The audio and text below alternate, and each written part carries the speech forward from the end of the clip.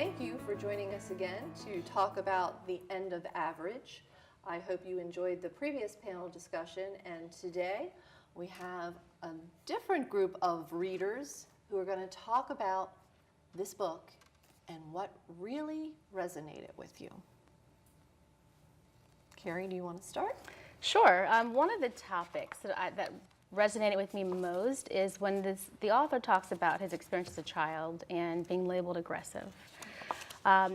Especially for me as a teacher or as an administrator now, because especially knowing the disproportionate rate of African American students and the suspension rate, like that really resonated with me.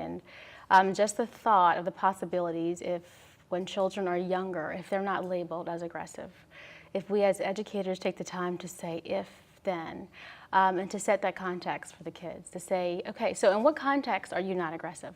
Because they have experiences where they're not aggressive, where they're pleasant, where they're wonderful, where they work well with others. Mm-hmm.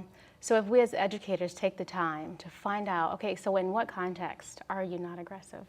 In what context are you positive? Are you a team player? You know, are you collaborative with your fellow classmates or friends? I thought that was something that resonated well with me, to take the time to do that. I don't know how I'll do that necessarily, but that's something I know we need to do from a young age. Well, and that whole notion of once you label a child, I think is a big part of what this science of the individual is sort of advocating that we need to stop doing that, because all of those principles, you highlighted the context principle, but all of these principles speak to the danger of jumping to a generalization about a person. Mm-hmm. Yeah, I think as a child of the 80s, I grew up in the times where I wasn't gifted and talented until 4th grade, and I guess I continued through that, but it really was that early childhood education that my grandmother had given me that had kind of bumped me ahead of the kindergartners that I entered with. By 4th grade, everyone had caught up, but at that point, I would say I was labeled at that point onto that track. Then as a parent, I have 2 children with special needs, and learning that experience as they were kind of going through the system and figuring out kind of where they are as my oldest son got into 3rd grade. He was moved into a specialized program, which has been amazing for him. However, it was more labels that go on, and so I think that, as you were saying, through contextual reasons, I also look at the pathway. How are we defining their pathways, and should we be defining for them, or should we be defining success and however we define success as parents or children or self-advocates in that way? Because what's successful for one child might be a completely different success path for someone else. And pathways very much resonated with me, and how we, looking back in my personal life and my son's personal life, he was very bright, but looking back in retrospect, I wish he had been educated in a different way. Mm-hmm. Scholastically, he was very smart, to the point where school was very easy for him. And that kind of became his escape, which is kind of the opposite of what you would think.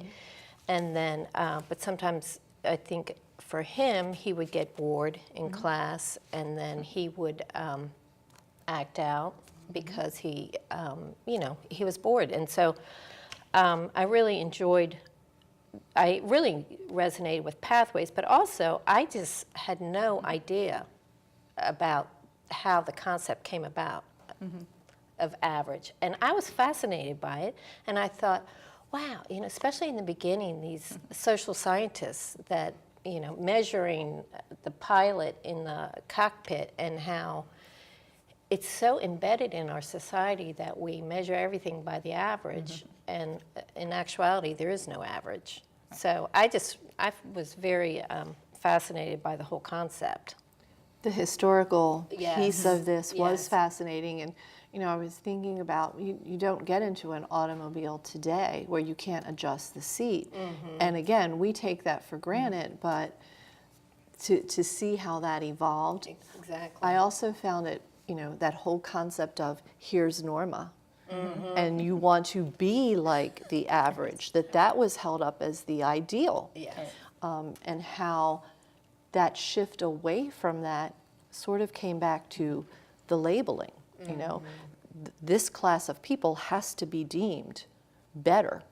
So to then move away from the average was the ideal to being above average Or is below the ideal. average. And, well, that, but also I felt like, and I'm trying to recall, the gentleman, was it Galton? I can't. Galton. You know, his theory, I thought, wow, that was really, you know, kind of sad and disturbing to me, that he felt that you were either, you know, if you were brilliant, great. If you weren't, as you, because I also work in special needs, you know, in the transportation arena, and all the kids are afforded the same should be afforded the same opportunities, but with different accommodations. So it's kind of the same thing as far as. I struggled with Gotten a little bit because, you know, looking at it just straight on, I kind of felt like, you know, he was imbecile versus how did he say it, and that's how he did it. But then also looking at them and classifying people, going back to the pilot, saying, you know, there's no actual average, but there are groups of people that you can find an average within a group. I think they said, you know, there's no individual pilot, but there was, you know, French pilots or, you know, German pilots. You could kind of look at the averages of those. It made me think about the way that we look at our education system too, that not necessarily individually, yes, everyone has an individual need. Can we write a curriculum to, you know, educate every individual? No, but could we write a curriculum to where our high-functioning autism groups, as an average, may learn in one particular way? Our, you know, kids with dyslexia may learn another type of way. So is there an opportunity to say, maybe you still would need individual plans within those groups, but could there be a way of changing our thought process of saying, you know what, we learn differently, but do we as a whole have groups of ways in which maybe we do learn similarly? So we could, you know, instead of having one across the board, understand how our brains are working and how we can, as a group, maybe learn differently. For me, I'll tell you, so I work with the Links program at Frederick High School, and last year I worked as one of the advocates. And when I read this book, one of the things that came to me is we have a student success plan for our students. And in my mind, if we could just have it any way we want, it'd be very similar to an IEP for every child. So every child would have, you know, an individualized education program where we are setting the stage for them. So what do you want to do when you get older? What opportunities can we support you in that will get you there? So whether the person wants to be a chemical engineer, a mechanic, whatever the profession is, or whatever the career is, or education level, that every child would have the opportunity to sit down with someone that knows the system, that knows the opportunities, to work with them. And I think that would have a lot of buy-in for kids, the engagement level, to know that this person is going to help me become who I want to be, and not just try to pigeonhole me into what's convenient for the system. I'm very new to the school system, so I've just learned about Links, Yes. and from what I've been learning about it so much, it seems like a really good program. I understand it's in a pilot program, right? So we're kind of, or just started, is that? Last So this year. is the second year. Okay. So this is the second year that it's in at Frederick High School. So over half of our school right now is Sure. involved, well, about to be, when school Okay. starts, involved in the program. And so we're working out, you know, the fine tuning of it. But at the same time, the premise is there. So our kids are aware that, hey, this person cares about me, and they're asking what I want to do when I get older. And yes, we have a curriculum, we have some established protocol that the child has to go through in school, but at the same time, the kids are like, wait, I want to be this, and I can do this, or this opportunity is available to me as a high school student. Like, I never knew that. And I think that's has a huge amount of buy-in for our kids, because I don't know of any child that just feels like, I don't know, every child feels unique, and they are unique. And I think many of our students feel like in school or whatever they are, they're just kind of pigeonholed into like, why am I taking this class? Like, why do I have to do this? I'm taking it because you say I have to take it. Whereas, Because we've standardized. yes, because we've advertised, you know, we've been averagarian. We've created this average standard that these kids have to do, and I think there's some level of that still required, but at the same time, we're matching the students to what they want, and okay, this is how we can provide supports for you. And I think that buys in a lot of support for the students as well as their families. My child can take extra courses. My child can go to this place and do an internship or an experience or an apprenticeship. Yes, these are all opportunities for your child to learn. It's not necessarily required for them to sit and read a textbook. And in this book, they talk about the textbooks and how they were, you know, established, and the textbook being written to the average student. And once again, I don't think any child feels like the average student. Right. And that goes into what this whole book is about. So who are you writing to when you write a textbook? because every child that reads, it's like, oh, it's not quite me. So who are you exactly? Who are you talking to? Like, who do you think you're going to connect with that language? No one. Exactly. I mean, that average child that doesn't actually exist. It's a figment of our psychometrics. Culture. Yes. Yeah. Or, you know, Of our our culture, you know, yeah. philosophical culture. Yeah, it's deeply ingrained in the culture. And I think, you know, for me, that section where they talked about Taylor, who had worked with the industrial model and the assembly line, and how that then translated into, well, you are now in this grade, so we have to, and that mass production notion of students.